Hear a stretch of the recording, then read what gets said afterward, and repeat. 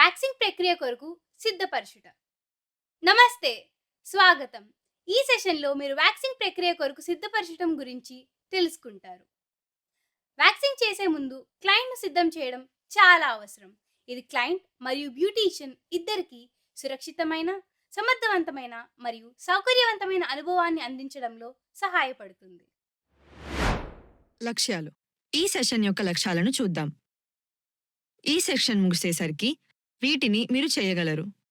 Waxing ప్రక్రియకు ముందు చర్మం ఎలర్జీ పరీక్షను నిర్వహించటం. వ్యాక్సింగ్ ప్రక్రియకు ముందు క్లయింట్ను సిద్ధం చేయటం. వ్యాక్సింగ్ ప్రక్రియను కొనసాగించే ముందు క్లయింట్ ఎలర్జీ పరీక్ష చేయించుకున్నారని నిర్ధారించుకోండి. ఏ వ్యాక్సింగ్ ప్రక్రియకు ముందైనా ఎలర్జీ పరీక్ష విస్మరించకూడని ఒక ముఖ్యమైన దశ. ఏదైనా ఎలర్జీ వలన సంభవించే ప్రతిచర్యలు, చర్మం సెన్సిటివిటీ సమస్యలు లేదా ముందుగా ఉన్న చర్మ పరిస్థితులను గుర్తించడానికి ఇది బ్యూటీషియన్కు మరియు క్లయింట్కు ఇద్దరికీ సహాయపడుతుంది.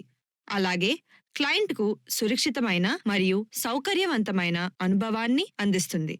వ్యాక్సింగ్ ప్రక్రియకు కనీసం 24 గంటల ముందు తప్పనిసరిగా మీరు పరీక్షను నిర్వహించాలి. వ్యాక్సింగ్ విధానాన్ని ప్రారంభించే ముందు ఎప్పుడూ క్లయింట్ నుండి లిఖితపూర్వక అనుమతి ఒప్పంద పత్రాన్ని తీసుకోండి. అలర్జీ లేదా స్కిన్ సెన్సిటివిటీ పరీక్ష చేస్తున్నప్పుడు ఈ మార్గదర్శకాలను అనుసరించండి. ముందుగా క్లయింట్ యొక్క మోచేయిని తేలికపాటి సబ్బు నీటితో శుభ్రపరచండి. తరువాత ఆ ప్రాంతాన్ని పూర్తిగా ఆరబెట్టండి. మోచేయికి కొద్దిగా వ్యాక్స్ను పూయండి.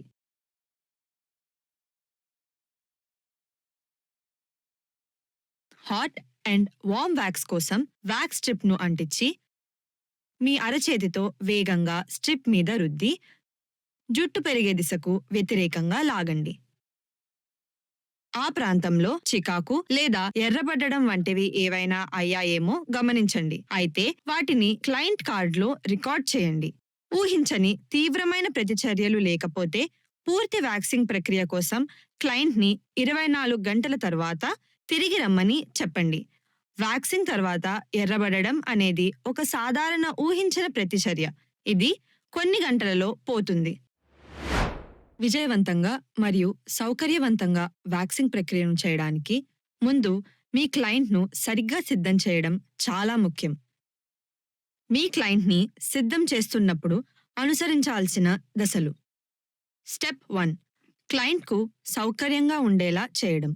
క్లయింట్తో మునుపటి రోజు ప్రక్రియ గురించి చర్చించిన వాటిని మళ్లీ చర్చించండి. వ్యాక్సింగ్ తరువాత ఏమి ఆశించవచ్చు మరియు క్లయింట్కి శరీరంలోని ఏ భాగానికి వ్యాక్సింగ్ చేయాల్సిన అవసరం ఉందని క్లయింట్ని అడగండి. వ్యాక్సింగ్ ప్రక్రియను క్లయింట్కు వివరించండి. ప్రక్రియ చేస్తున్నప్పుడు ఆ తరువాత వారు ఏమి ఆశించవచ్చో వివరించండి. చర్మం ఎర్రబడడం, దద్దుర్లు వంటి చిన్న గడ్డలు కనిపించడం వంటివి కొన్ని గంటల తరువాత మాయమవుతాయని వివరించి చెప్పండి. సంకోచం లేకుండా ప్రశ్నలు అడగమని క్లయింట్ను ప్రోత్సహించండి.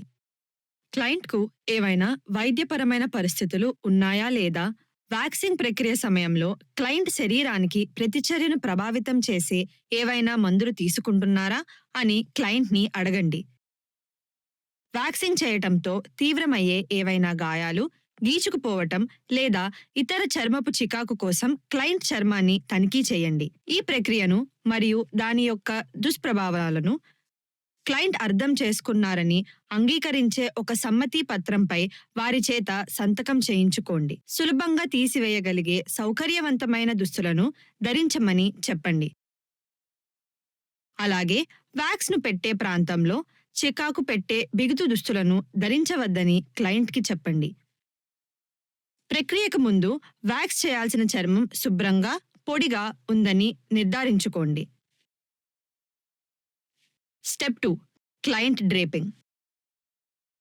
వ్యాక్సింగ్ చేసే ముందు క్లయింట్ యొక్క గోప్యత, సౌకర్యం మరియు నిరాడంబరతను నిర్ధారించడానికి క్లయింట్ డ్రేపింగ్ విధానాన్ని అనుసరించడం చాలా ముఖ్యం. వ్యాక్సింగ్ చేసే ముందు క్లయింట్ను డ్రేపింగ్ చేయడానికి అనుసరించాల్సిన సాధారణ దశలు. క్లయింట్ను వారి దుస్తులు మరియు ఆభరణాలను వ్యాక్స్ చేసే ప్రాంతం నుండి తీసివేయమని చెప్పండి. క్లయింట్‌ను శుభ్రపరిచిన కుర్చీ లేదా మంచం మీద పడుకోమని చెప్పండి. క్లయింట్‌ను సౌకర్యవంతంగా ఉంచండి. క్లయింట్ యొక్క కదలిక, సౌకర్యం మరియు గోప్యతను జాగ్రత్తగా చూసుకోండి. క్లయింట్ యొక్క శరీరంపై వ్యాక్స్ చేసే ప్రాంతాన్ని మినహాయించి మిగతా భాగంపై శుభ్రమైన డిస్పోజబుల్ షీట్ లేదా టవల్‌ను కప్పండి. క్లయింట్‌కు సౌకర్యవంతంగా ఉండేలా అవసరమైన విధంగా డ్రేపింగ్‌ను సర్దుబాటు చేయండి. మనం ఈ సెషన్ ముగింపుకు వచ్చాం. ముగించే ముందు నేర్చుకున్న ముఖ్యాంశాలను మరోసారి చూద్దాం. వ్యాక్సింగ్ ప్రక్రియకు కనీసం 24 గంటల ముందు ఎలర్జీ పరీక్షను నిర్వహించడం చాలా ముఖ్యం. మీరు మొదట క్లయింట్కు సౌకర్యంగా ఉండేలా చేయండి మరియు మొత్తం విధానాన్ని వివరించండి. క్లయింట్కు వ్యాక్సింగ్ విధానాన్ని ప్రభావితం చేసే ఎలాంటి వైద్యపరమైన పరిస్థితి లేదని నిర్ధారించుకోండి.